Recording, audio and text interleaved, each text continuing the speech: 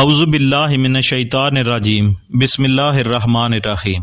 انسانی شیاطین اور جناتی شیاطین سے کیا مراد ہے؟ مومن جن اور شیطان جن کے بارے میں اللہ پاک نے کیا فرمایا؟ جنات اور شیطان اکبر میں کیا فرق ہے؟ جنات کو آگ کا عذاب کیسے ہوگا؟ اور شیطان اکبر کہاں رہتا ہے اور اس کے مددگار کون ہیں؟ یہ سب تفصیلات آپ کو اس ویڈیو میں ملیں گی۔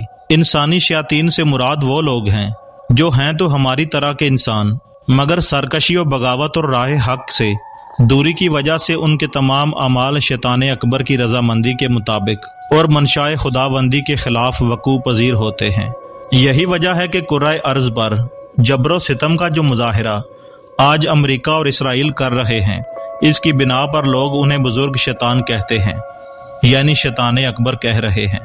اگر ظلم و سرکشی کا یہی مظاہرہ شیطان صفت انسانوں کی بجائے جنات کریں تو وہ جناتی شیاطین کہلاتے ہیں۔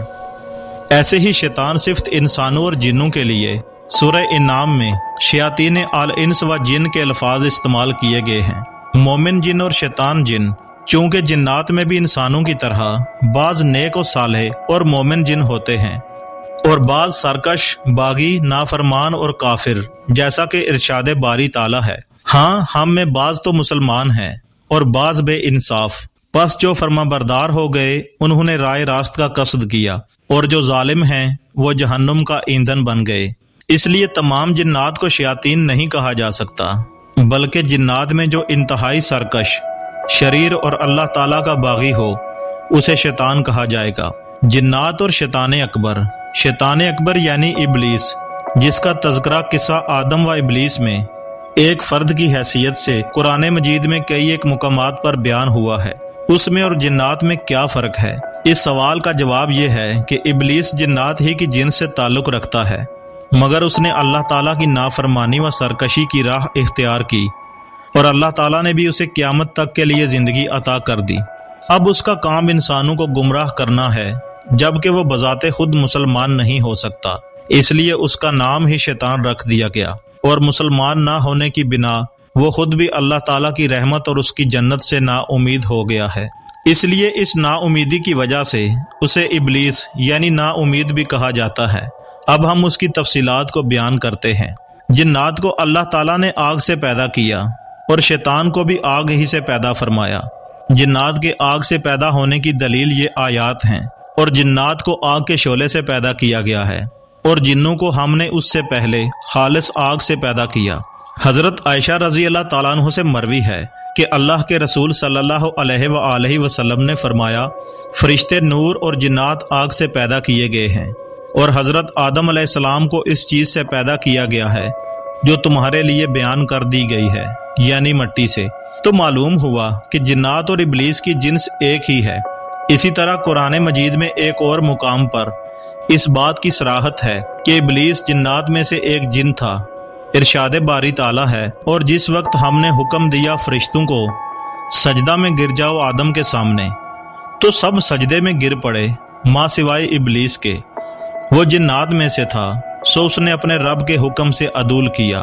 جنات کو آگ کا عذاب کیسے ہوگا؟ یہ سب جاننے سے پہلے آپ سے گزارش ہے کہ ویڈیو کو لائک اور چینل کو سبسکرائب کر دیں۔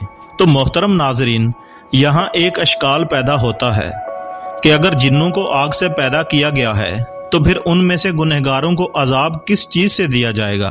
کیونکہ جہنم کی آگ کا عذاب تو انہیں کچھ تکلیف نہیں دے گا، کیونکہ وہ خود آگ ہیں۔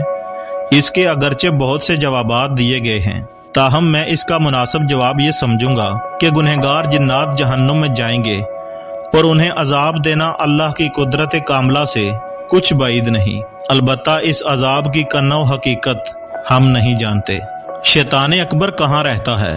شیطان اکبر ابلیس سے مراد وہ جن ہے جو سب سے بڑا سرکش اور خدا کا نافرمان ہے، جس نے حضرت آدم علیہ السلام کو سجدہ کرنے سے انکار کر دیا تھا، جس نے نسل انسانی کو گمراہ کرنے اور قیامت تک زندہ رہنے کی تمنا کی تھی، اور وہ بارگاہ الہی سے پوری کی گئی۔ اس لیے بنیادی طور پر ہر انسان کا اصل دشمن یہی شیطان اکبر ابلیس ہے، مگر یہ انسان کے ساتھ نہیں رہتا، بلکہ اس کا اڈا پانیوں پر ہے، جہاں سے یہ اپنے چیلوں اور لشکروں کو لوگوں کو گمراہ کرنے کے لیے روانہ کرتا ہے، اور کبھی کبھار اگر کوئی بڑا مشن ہو تو خود بھی میدان میں آ جاتا ہے۔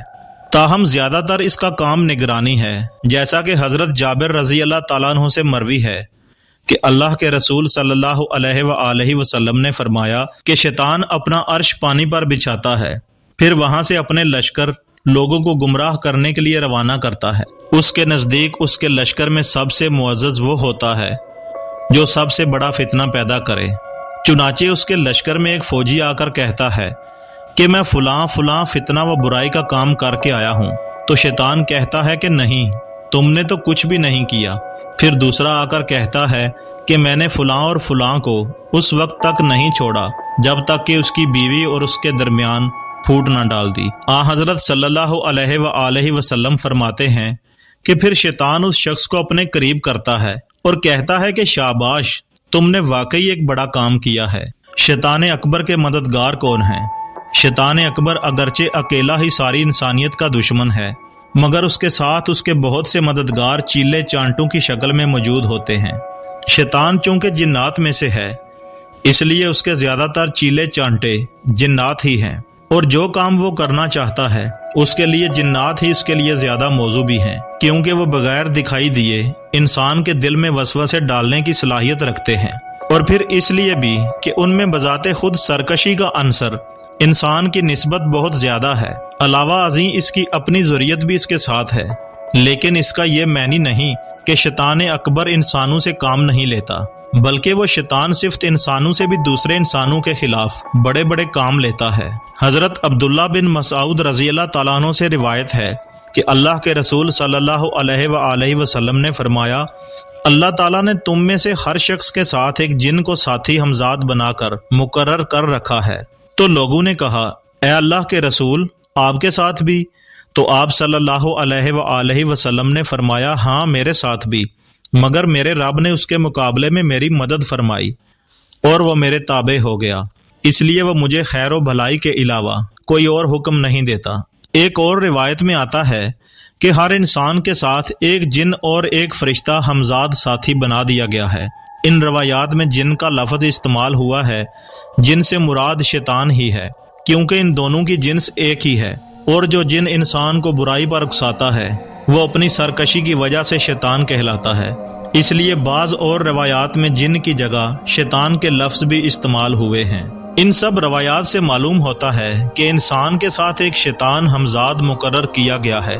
یہ بالعموم ہر وقت انسان کے تعاقب میں رہتا ہے، اور جب بھی اسے موقع ملتا ہے تو انسان کے دل میں برا وسوسہ پیدا کر دیتا ہے۔ اگر انسان اللہ تعالیٰ کا ذکر کرے، اللہ سے پناہ مانگے، تو یہ اپنے برے مقصد میں کامیاب نہیں ہو پاتا، لیکن اگر انسان اللہ کی یاد سے غافل ہو جائے تو پھر یہ اس پر تسلط جمانے اور اسے گمراہ کرنے میں کامیاب ہو جاتا ہے۔ اسی حقیقت کو قرآن مجید میں اس طرح بیان کیا گیا ہے، اور جو شخص رحمان کے ذکر سے آنکھیں بند کر لیتا ہے، ہم اس پر شیطان مسلط کر دیتے ہیں جو اس کا ساتھی بن جاتا ہے۔ اللہ تعالی ہم سب کو شیطان کے شر سے اپنی پناہ میں محفوظ رکھے، آمین یا رب العالمین۔